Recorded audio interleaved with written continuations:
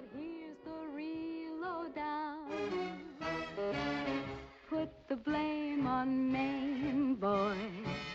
Put the blame on Maine. One night she started to shim and shake. That brought on the Frisco quake. So you can put the blame on Maine, boy. Put the blame on Maine. They once had a shooting up in the Klondike when they got Dan McGrew. Folks were putting the blame on.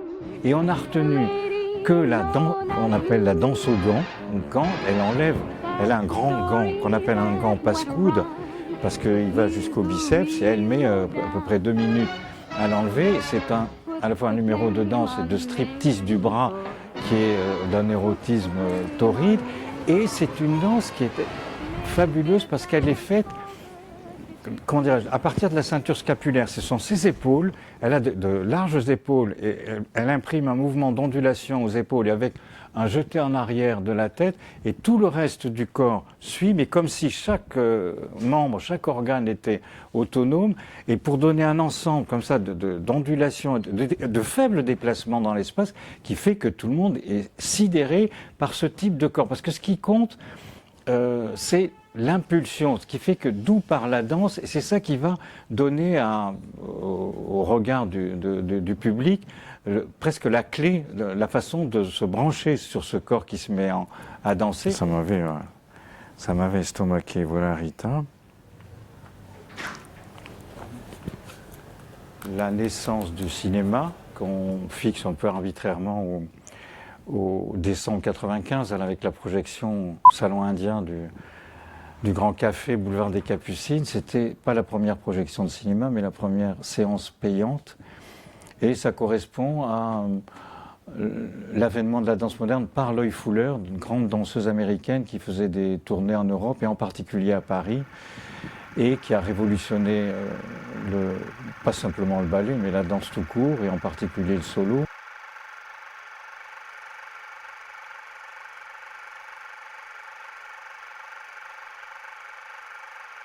Elle avait mis au point un certain nombre de dispositifs comme ça, d'éclairage et des poursuites aussi, qui ont été repris pour certains d'entre eux par le cinéma. Enfin, vous voyez, il y avait un va-et-vient comme ça entre danse moderne et cinéma qui m'a intéressé, d'autant plus que, comme c'était l'époque où j'écrivais beaucoup sur la danse, et j'étais tombé sur ce texte de Mallarmé, disant que la danseuse n'est pas une femme qui danse, qui est une proposition un peu surprenante, enfin, c'est le moins qu'on puisse dire, et qui est reprise par Valéry, qui est peut-être le premier grand critique de danse dans son livre sur Degas danse-dessin, où effectivement il fait la première et la plus belle description de danse qu'on ait sans doute jamais rédigée. Et, sauf qu'il s'agit d'une grande méduse qu'il observe derrière la paroi d'un aquarium, et effectivement ça correspond donc a posteriori à la définition mallarméenne, puisque la danseuse n'est pas une femme, c'est un animal, et qui ne danse pas, mais puisqu'elle nage. Et au fond, pour ce livre aussi, je me suis dit que c'est intéressant de voir que la danse, surtout saisie par le cinéma, n'est pas assis. Et aussi, c'est quelque chose qui excède l'espèce humaine proprement dite, si on peut dire, puisque les animaux dansent et même les objets peuvent se mettre à danser. Tout dépend de la métaphore qu'on met en place, notamment par le truchement du cinéma.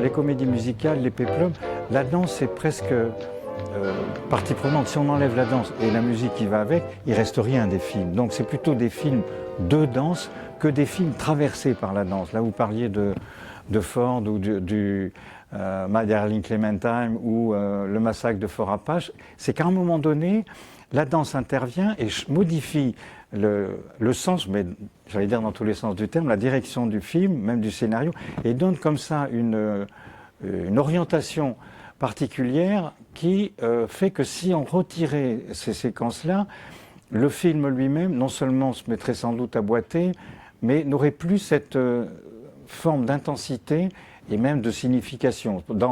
Puisqu'on parle de Fort Apache, il y a cette fameuse séquence de la Grande Marche où Henry Fonda, qui est colonel comme ça, il a rejoint le Fort Apache comme colonel, c'est un peu, il représente le personnage de Custer. Hein. Et donc il y a, je crois chaque année, je ne me rappelle plus quelle est l'occasion, un grand bal militaire avec une étiquette très précise. Le colonel de garnison a au bras la femme du premier sous-officier qui lui-même a à son bras l'épouse du colonel, en l'occurrence sa fille puisqu'il est veuf. La marche c'est vraiment une danse militaire et on va la voir, ce qui est assez stupéfiant, c'est qu'on retrouve cette même marche dans un film de Piala qui a priori s'y prête pas, qui est son Van Gogh de 91, où en hommage à Ford, on n'est plus à la caserne, mais on est dans un bordel parisien. C'est Jacques Dutronc qui incarne Van Gogh, et ils refont exactement, c'est la marche, elle s'appelle la marche Gary Owen, c'est la marche de 7e de cavalerie, et on voit bien que la façon dont Piala filme cette marche est beaucoup plus systématique, mais volontairement, donc il trace des lignes, donc sa caméra suit des parallèles, alors que Ford prenait un peu de hauteur et rattrapait par ses mouvements de caméra la sorte de rectitude ou même de rigidité du déplacement des danseurs. Elle est rouge, celle de... Au moins on a une pinard, je sais pas si c'est de... À partir du moment où je vais chercher la danse dans les films où il y a du bal populaire, j'en trouve aussi dans des environnements, un contexte. Donc il y a le défilé militaire qui est aussi des danses de groupe. Et puis dans le Guépard, ce qu'il y a d'assez extraordinaire, c'est qu'il y a les deux. Et la caméra de Visconti, qui est d'une intelligence, trouve une distance juste pas très proche, mais et qui bouge très peu. Et donc c'est le mouvement des deux danseurs du couple qui entraîne un peu le regard à la fois des spectateurs du public du film et de nous qui regardons le film. Et à la fin, Alain Delon dit mais mon oncle, je comprends pas, toute l'assistance aurait dû applaudir. Non, sauf que si personne n'applaudit, c'est parce qu'on retourne dans les codes de la mondanité, qu'on n'est plus au spectacle. Mais à un moment donné, on est sorti du cadre fictionnel, narratif de Visconti, enfin établi par le scénario, pour arriver à une danse en représentation, comme si on était en train de filmer une danse, une soirée de danse. Chaplin, Chaplin, c'est un chapitre, La ruée vers l'or. Alors ça, c'est un exemple que je trouve passionnant d'une danse avec des objets, avec les petits pains et les fourchettes plantées dedans.